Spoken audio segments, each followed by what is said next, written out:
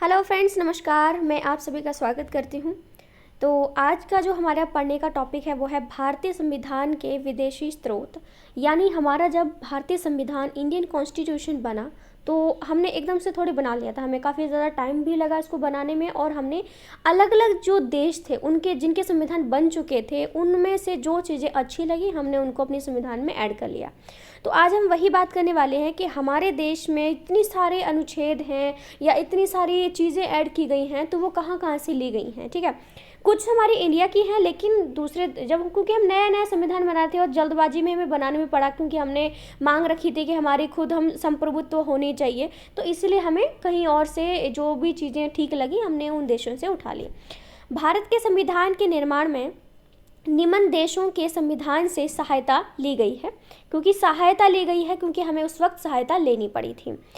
तो पहला है संयुक्त राज्य अमेरिका, यानी कि संयुक्त राज्य अमेरिका से हमने कोई एक चीज़ नहीं ली है, हमने उससे बहुत सारी चीज़ें ली हैं। पहला तो ये हमारी प्रस्तावना, जो हमारे संविधान के स्टार्टिंग में जो सबसे इम्पोर्टेंट मानी गई है प्रस्तावना, उसको हमने संयुक्त राज्य अमेरिका से लिया है। मौलिक अधिकार भी वहीं से लिए हैं। न्यायिक पुनरावलोकन, संविधान की सर्वोच्चता, न्यायपालिका की सर्वोच्चता, निर्वाचित राष्ट्रपति एवं उस पर महाभियोग उपराष्ट्रपति होगा, उच्चतम एवं उच्च न्यायालयों के न्यायाधीशों को हटाने की विधि एवं वित्तीय आपात कानूनों का समान संरक्षण की अवधारणा, ये सारी जो चीज़ें हैं वो हमने कहाँ से ली हैं? ये हमने कहाँ से? संयुक्त राज्य अमेरिका से ली हैं। ठीक है, क्योंकि इसमें कुछ कुछ कॉमन तो आप हमेशा याद रखना, जैसे अपनी प्रस्तावना हो गई, मौलिक अधिकार हो गया, ठीक है, संविधान की सर्वोच्चता, न्यायपालिका की सर्वोच्चता, राष्ट्रपति को हटाना या फिर उस पर महाभियोग लगाना, या जो उपराष्ट्रपति भी हमारा एक बनाया गया है, ठीक है, उच्च न्यायालय हैं उनके न्यायाधीशों को हटाने की क्या क्या प्रक्रिया होनी चाहिए। ऐसा थोड़ी है कि एकदम से उनको हटा दिए, नहीं, पूरी प्रोसेस चलती है उनकी, जो भी इस पर महाभियोग लगा है किस कारण से लगा है, तब जाके कोई पूरा प्रोसेस के थ्रू हम किसी भी राष्ट्रपति को या फिर किसी भी राष्ट्रपति को भी और किसी भी उच्च न्यायालय का जो न्यायाधीश होता है उसको हटा सकते हैं। ऐसे नहीं कि हाँ ऑर्डर दे दिया प्रधानमंत्री ने, वो उसके बस में नहीं होता, पूरी एक प्रोसेस चलती है, उसके थ्रू हम उसे हटा सकते हैं। आज थोड़ी तबीयत ठीक नहीं है तो मेरी आवाज़ में थोड़ा सा आपको, आई होप आपको ठीक लगे। तो अब नेक्स्ट हमारा ब्रिटेन, संघात्मक शासन प्रणाली। जो संघात्मक शासन प्रणाली है कि हम संघ की सरकार होगी, संघात्मक प्रणाली सरकार होगी, ये हमने वहीं से लिया है। एकल नागरिकता, क्योंकि आपको पता है हमारे यहाँ पर सिर्फ एक ही सिटीजनशिप हमारे इंडिया में है, जो कि सिर्फ इंडिया की है।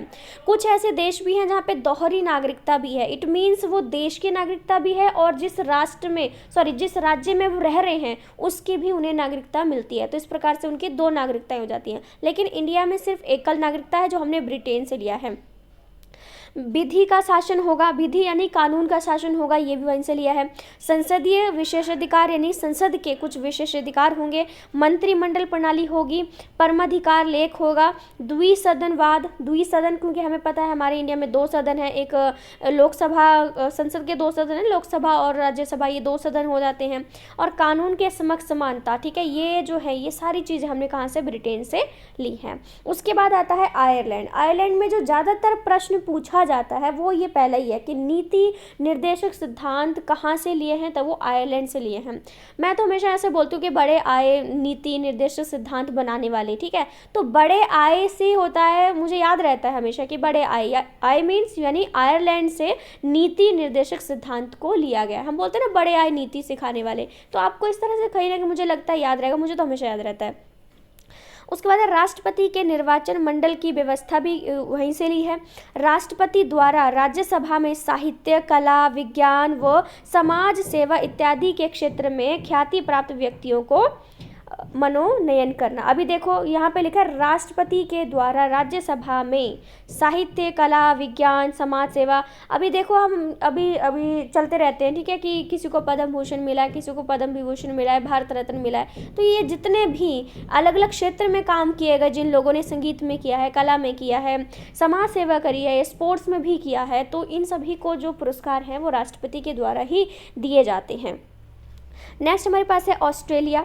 अब देखते हैं कि ऑस्ट्रेलिया से हमने क्या क्या लिया है। देखिए अब सारी चीज़ तो आपको याद नहीं रहने वाली है, लेकिन कुछ जो इंपॉर्टेंट है वो मैं आपको साथ साथ बता दे रही हूँ कि इनसे संबंधित आपके प्रश्न पूछे ही जा रहे हैं।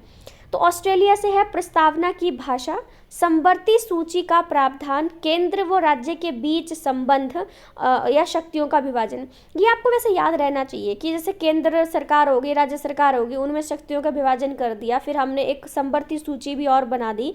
तो ये सारी जो चीज़ें वो ऑस्ट्रेलिया से ली गई हैं, ठीक है। ये अलग ही आपको माइंड में दिख रहा होगा कि हाँ चलो ठीक है, ये केंद्र सरकार राज्य सूची या सूची से संबंधित जो भी चीज़ें ली हैं ना, वो हमने ऑस्ट्रेलिया से ली हैं।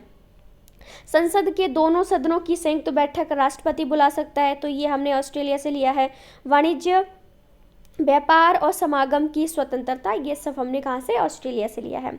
जर्मनी के बारे में आता है कि आपातकाल के प्रबंधन के दौरान राष्ट्रपति को मौलिक अधिकार संबंधी शक्तियां दी गई हैं।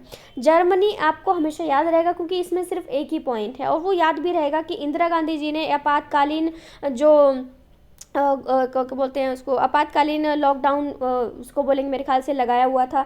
तो उस समय के जो राष्ट्रपति थे उनके साथ मिलकर जो है ये लगाया था। तो यहाँ पर वही चीज़ है कि जो जर्मनी है वहाँ से हमने आपातकाल के दौरान जो राष्ट्रपति है वो कुछ उसके बाद शक्तियाँ होती है कि वो लॉकडाउन लगा सकता है। अगर कोई सिचुएशन ऐसी आ जाती है तो पूरे देश में वो लॉकडाउन लगा सकता है, लेकिन सिचुएशन भी रिलेटेड होनी चाहिए। ऐसा नहीं जब मर्जी उठा के उसको कर दिया। लेकिन अगर गृह युद्ध हो जाता है, आपस में देश में ही झगड़े हो जाते हैं, या बाहरी आक्रमण हो जाता है, या कुछ भी हो जाता है, अभी देखा होगा, अभी आपने हमारा लॉकडाउन लगा था महामारी के टाइम पे, कोरोना के टाइम पे, सारे मोदी मोदी कर रहे थे। लेकिन ऐसी सिचुएशन में जो राष्ट्रपति होता है उसकी ज़्यादा अहम भूमिका होती है।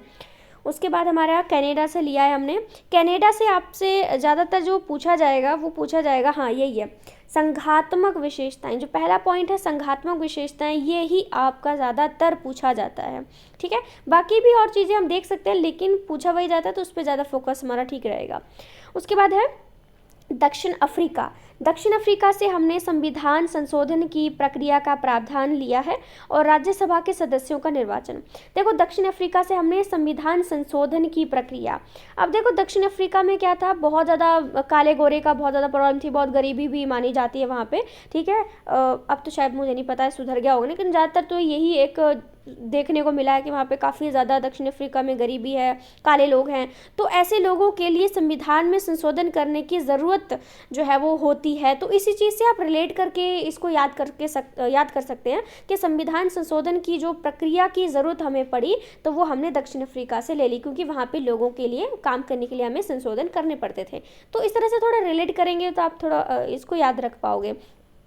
रूस से हमने मौलिक कर्तव्यों को लिया है। इसमें सिर्फ एक ही पॉइंट है जो कि हमेशा आपका पूछा जाता है।